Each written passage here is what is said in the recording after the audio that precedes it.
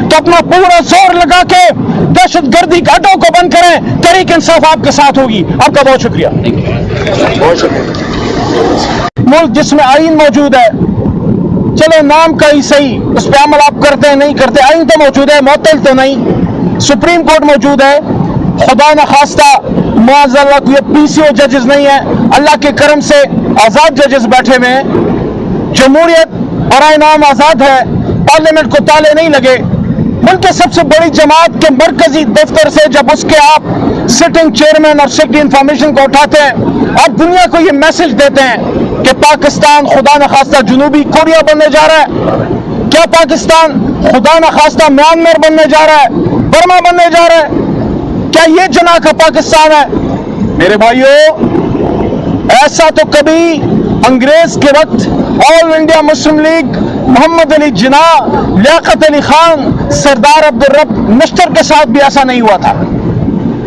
ایک مرکزی دفتر سے اور ایک ایسا چیئرمین جو خود ایک بیرسٹر لا ہے، جو خود ایک وکیل ہے، کالے کوٹ کا مزدور ہے، ایک ایسا شخص جو ہر کوئی اس بات کی گواہی دے سکتا ہے، آپ میڈیا میں بھی اور عام مخالف جماعتوں میں بھی، کہ بیرسٹر گوہر ایک انتہائی قانون کو ماننے والا شخص ہے، شریف النفس.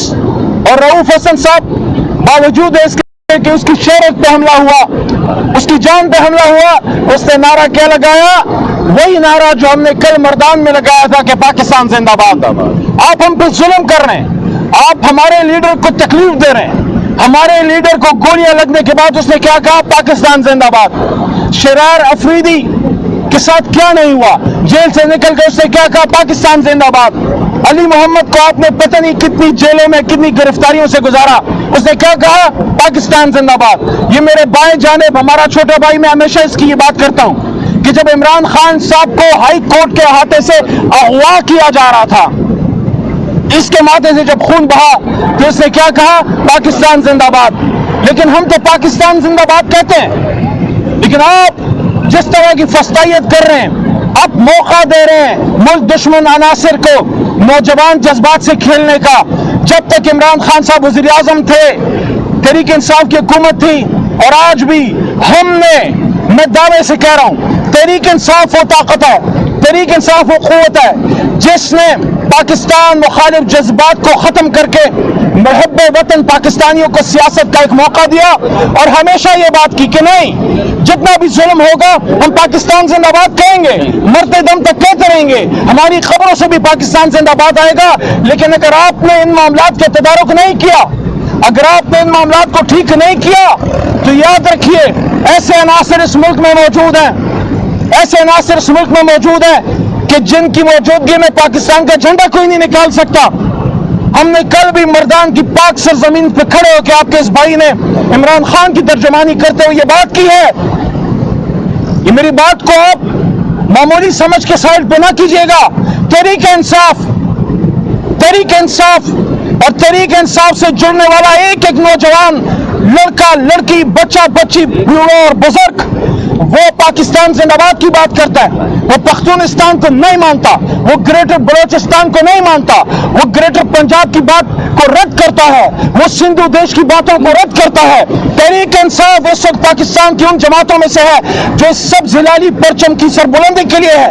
یہ جو کل فرینکفرٹ میں ہوا، ہمارے پاک سرزمین کے پاک پرچم کے ساتھ جو ہوا، میں ان لوگوں کو بھی کہنا چاہتا ہوں، یہ آپ نے پاکستان کے جھنڈے کی بے حرمتی نہیں کی. یہ اسلام کا جھنڈا ہے، پاکستان تو اسلام کا قلعہ ہے، یہ تو پورے عالم اسلام کا سب سے لالی پرچم ہے، یہ تو لا الہ الا اللہ محمد رسول اللہ پہ یہ ملک بنا تھا، یہ تو اس کا جھنڈا ہے.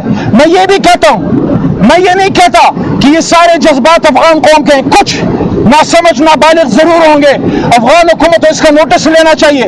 عمران خان صاحب جو وزیر اعظم تھے، پاکستان اور افغانستان میں 50 سالہ سردمہری ختم ہوئی تھی. ہم نے 2 دفعہ عالمی سربراہی کانفرنسیں کی فورن منسٹر لیول پہ. ہم نے پاکستان اور افغانستان کے بیچ میں امن لے کے آئے. ہم امن کی بات کرتے ہیں، ہم اسلام کی بات کرتے ہیں، ہم پاکستان کی سرزمین پہ یہ بات کرتے ہیں کہ یہاں پہ کوئی شورش قبول نہیں، کوئی دہشت گردی قبول نہیں. ہم افغانستان حکومت سے توقع رکھتے ہیں کہ جن عناصر نے یہ کیا ہے ان کے خلاف تادیبی کارروائی کی جائے گی. ہم چاہتے ہیں کہ پاکستان اور افغانستان میں زبردست اسلامی ایک برادری کا تعلق ہو. ہم نے ہمیشہ ان کے لیے قربانی دی ہے, لیکن ہم یہ برداشت نہیں کر سکتے کہ پاکستان کے سبز ہلالی پرچم کے ساتھ یہ ہوگا.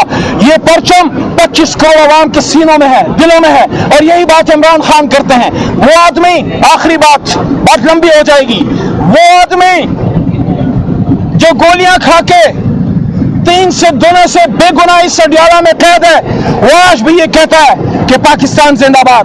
وہ آج بھی یہ کہتا ہے کہ اس ملک کو آگے لے کے چلیں. میں آپ کو یہ کہتا ہوں, علی محمد آپ کو یہ کہتا ہے کہ ملک کی تباہی اس دن ہوتی ہے جب اس کی قوم اور اس کی فوج میں فاصلے ہوں. یہ فاصلے نہ پیدا ہونے دیں. اس فاصلوں کو ایک آدمی ختم کر سکتا ہے, اس کا نام ہے عمران خان.